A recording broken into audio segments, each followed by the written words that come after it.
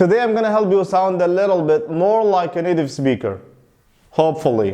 And we're gonna learn how to say ورية. So stay tuned. We'll be right back.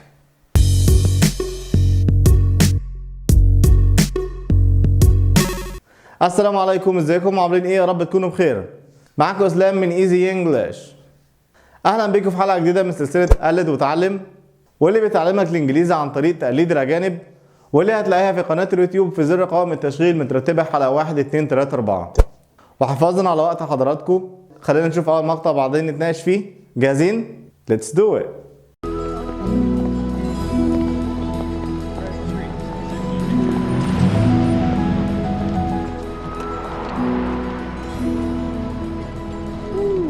Man, I got two questions for you. What do you do and how do you do it? I'm a stockbroker. Stockbroker. Oh, had to go to college to be a stockbroker, huh? You don't have to. Have to be good with numbers and good with people. That's it. Hey, you take care. Hey, I'm gonna let you hang on to my car for the weekend, but I need it back for Monday. Feed the meter.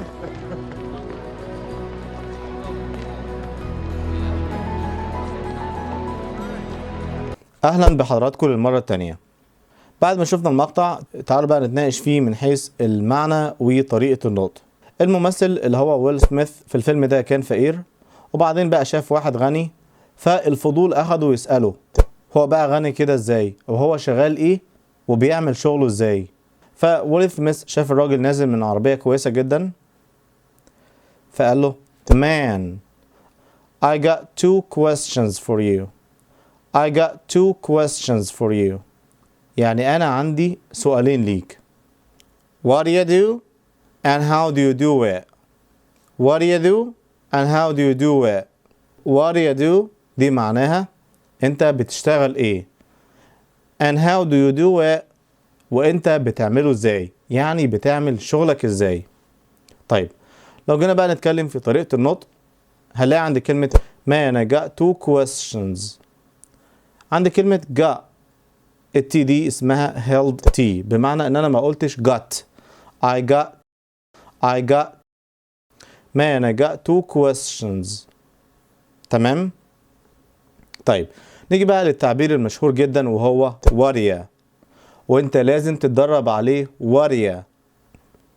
ليه بقى؟ لانك هتسمعه في الافلام ورية، لو قابلت ناس اجانب هتلاقيهم يقولوا ورية، فعلشان كده لازم تتدرب عليه بالشكل ده. طيب يا ترى هو اصلا كان what do you do؟ ايه بقى اللي خلاه ورية؟ ايه اللي حصل؟ اللي حصل انه كل لغة ليها مزيكا الخاصة بيها، والمزيكا في الانجليزي بتيجي اساسا من فكرة الاسترس لبعض الكلمات، يعني لما نشدد على بعض الكلمات، لما نطولها، لما ننطقها في وقت اكبر من الكلمات التانية، او الديسترس لبعض الكلمات التانية، او لما نقلص او نصغر كلمات تانية. من هنا بتيجي فكرة المزيكا بتاعت الانجليزي. طيب ايه بقى اللي حصل في السؤال ده؟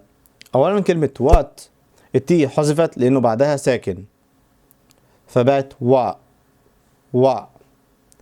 نيجي بقى لكلمة do، الصوت التاني ده اسمه او، والصوت ده بنصغره، ولما نصغر اي صوت بنصغره للشوا اللي هي فبدل do تبقى ده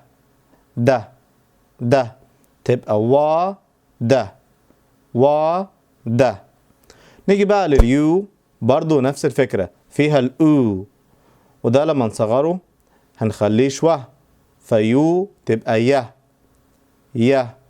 يبقى ده ورية.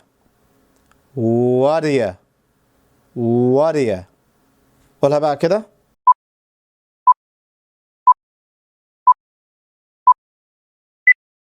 Yeah, well done. You got it. ورية. طيب ناخد بقى مثال. لو انا عايز اقول لواحد انت قصدك ايه؟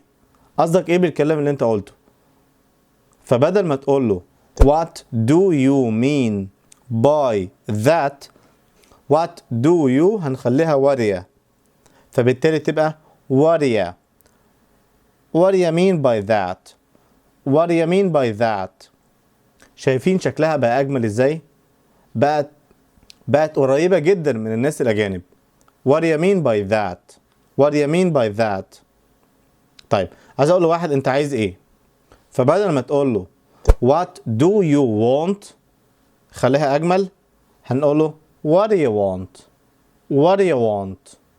طيب ولنفرض مثلا ان انا اشتريت تيشيرت جديد وعايز اخد رأي حد فيه، عايز اخد رأي صاحبي فيه، فبدل ما اقول له what do you think of it هقول له what do you think of it، يعني ايه رأيك فيه. تمام. طيب وبعدين بقى قال له السؤال التاني and how do you do it and how do you do it وانت بتعمل شغلك ده ازاي. لو اتكلمنا في طريقة النطق هنلاقي عند كلمة do it do انتهت بصوت متحرك وهو الأو، و it بدأت بصوت متحرك وهو حرف الآي. لما كلمة تنتهي بصوت متحرك وهو الأو والكلمة التي تليها تبدأ بصوت متحرك هنربط بينهم باستخدام الوه. فبدل ما تقول do it لا ما توقفش في النص، خليها do it do it do it do it. نيجي بقى عند كلمة it بلاش تقول it، بلاش تطلق الهواء في it، خليها كده do it do it and how do you do it and how do you do it. تمام. فرد عليه بقى الراجل الغني اللي كان راكب عربية جميلة فقال له I am a stockbroker I am a stockbroker يعني أنا شغال سمسار في الأوراق المالية. كلمة stockbroker ممكن يبقى معناها سمسار اللي هو بيبيع ويشتري لناس تانية، أو ممكن يبقى معناها سمسار في الأوراق المالية.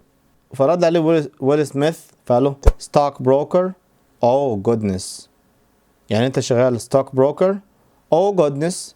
ده تعبير ليه معاني كتير جدا، من أحد استخداماته إن إحنا بنستخدمه لما نعبر عن الدهشة.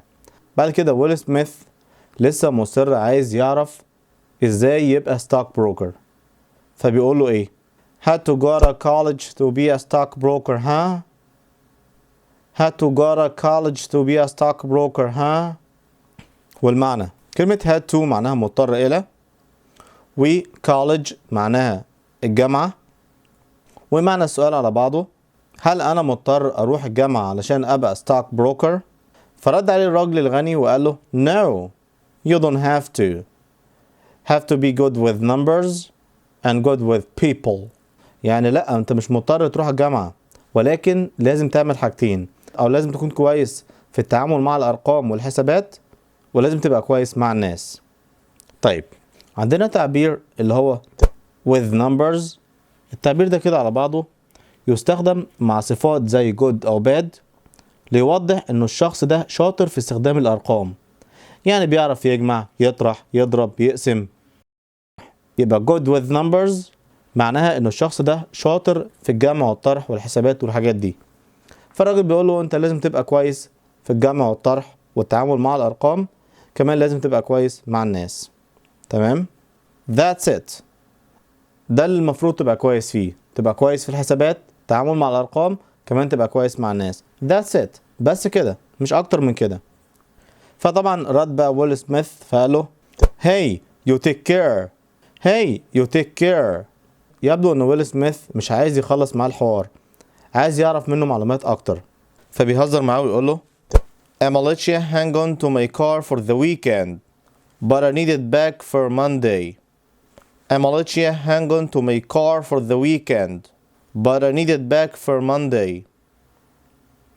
طبعا let you اللي هي let you يعني انا هسمح لك، hang on تحتفظ بالعربية بتاعتي، for the weekend لعطلة نهاية الأسبوع، ولكن المفروض ترجعها لي يوم الاثنين. والمعنى ان انا هسمح لك تحتفظ بالعربية بتاعتي ولكن انا محتاجها يوم الاثنين. طب هنا السؤال، هو ويل سميث معاه عربية اصلا؟ لا طبعا لا طبعا مش معاه عربية، ولكن هو بيقول كده من باب الدعابة، من باب الهزار. يعني مثلا عندنا بالمصري ولنفرض ان انا مش معايا عربية، وبعدين بقى احب اهزر مع اصحابي فاروح الشغل ماشي واقول لهم والله يا جماعه معلش انا جاي النهارده ماشي عشان نسيت بس البي ام دبليو بتاعتي في البيت وانا طبعا لا عندي بي ام دبليو ولا حاجه. فده من باب الدعابة. هي اصلا العربية مش بتاعت ويل سميث، بتاعت الراجل الغني ده. فويل سميث من باب الدعابة يعني بيقول له انا هسيبك تحتفظ بيها وبعدين ترجعها لي تاني. طيب لا اتكلمنا بقى في طريقة النطق. قال له هي أماليتشيا. هي ايه اما دي؟ سؤال مهم جدا. طبعا احنا عارفين انه في الانجليش في اختصارات كتير جدا. فانت طبعا عارف انه I am going to ممكن اختصارها ل gonna. يعني مثلا بدل ما تقول I am going to go ممكن تقول I'm gonna go. I'm gonna go. مش بس كده، ده كمان ممكن تختصر لأبعد من كده. ازاي يعني؟ يعني I'm gonna دي ممكن تبقى أما، ودي اللي موجودة معانا في الفيلم. هتقولي بقى ازاي؟ هقولك الدليل المشهد اللي انت لسه شايفه. هو قال أما أماليتشيا، يبقى I am going to ممكن تبقى I am gonna، و I am gonna ممكن تبقى أما. طيب let you هو قال let you. طب ايه اللي حصل؟ في قاعدة في الامريكان اكسنت، لما حرف التي يجي بعد منه حرف الواي هنزود تش في النص، يبقى تي ش ي let you. وطبعا يو صغرناها ليا أماليتشيا. hang on. hang انتهت بحرف ساكن، on بدأت بحرف متحرك، وفي الحالة دي هنربط بينهم. بمعنى ايه؟ بمعنى اننا هنضمهم على بعض، مش هنقف في النص. فبدل ما تقول hang on لا خليها hang on. طيب براي. but حرف التي جه بين صوتين متحركين، فبالتالي هيبقى American T، أو دي خفيفة جدا. فبدل but I براي. need it في بينهم ربط، بمعنى need انتهت بحرف ساكن وهو D، it بدأت بحرف متحرك وهو I، فهنعمل بينهم ربط. بمعنى ايه؟ مش هنقف في النص. بدل ما تقول need it خليها need it. but I need it. فالراجل رد عليه وقال له feed the mirror ده تعبير معناه الفلوس اللي انت بتدفعها للجراج في مقابل ان العربية دي تبقى موجودة في الجراج. فالراجل يعني بيقول له طالما انت معاك عربية بقى فانت استحمل المصاريف بتاعتها، او انت تدفع لها تكاليف وجودها في الجراج. ودلوقتي وصلنا لفقرة قلد وتعلم، واللي بنحاول فيها نقلد الممثل بالظبط، وانت كمان حاول تقلد معايا. تمام؟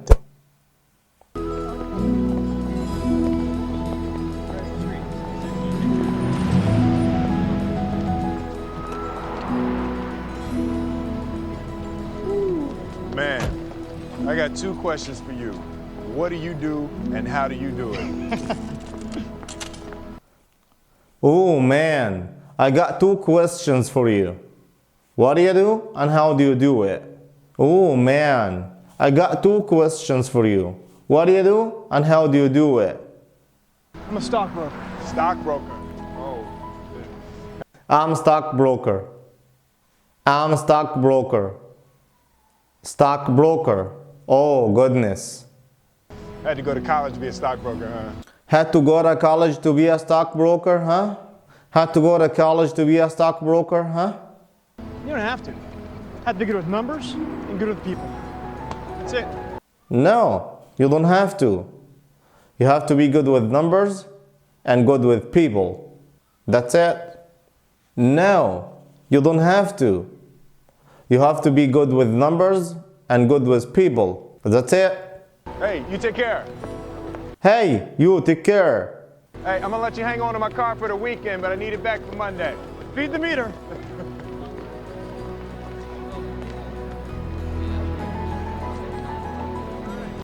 I'ma let you hang on to my car for the weekend, but I need it back for Monday. I'ma let you hang on to my car for the weekend, but I need it back for Monday. Feed the meter. طيب وصلنا بقى لفقرة اتدرب كتير كل يوم تعبير، والتعبير بتاع النهاردة هو واريا، واللي انت هتحاول تستخدمه طول اليوم سواء مع عيلتك او مع اصحابك أو حتى مع نفسك، هيبقى ده التعبير اليومي بتاعك. كمان في تعبير تاني مشهور اللي هو what do you do for a living. what do you do for a living اللي هو معناه انت شغلانتك ايه او بتشتغل ايه من اجل المعيشة. what do you do for a living. يبقى التعبير اليومي بتاع النهاردة هو what do you او what do you do for a living. طيب هنسمع بقى مشهد من فيلم دلوقتي. الممثل بيسأل زميله فبيقول له what do you do يعني انت شغال ايه. فالممثل بيرد عليه بيقول له what do you mean يعني انت قصدك ايه بالسؤال ده. فهيرد عليه يوضح له ان هو قصده انت بتشتغل ايه يعني من اجل المعيشة. فبيقول له what do you do for a living. تمام. خلينا نشوف المشهد. What do you do? What do you mean? What do you do for a living? Why? What do you do? What do you mean? What do you do for a living? Why? وبكده نكون وصلنا لنهاية درس النهاردة. أتمنى أكون ساعدتكم ولو بجزء بسيط إنكم تحسنوا الإنجليش بتاعكم. We thank you for watching guys. I'll see you next video.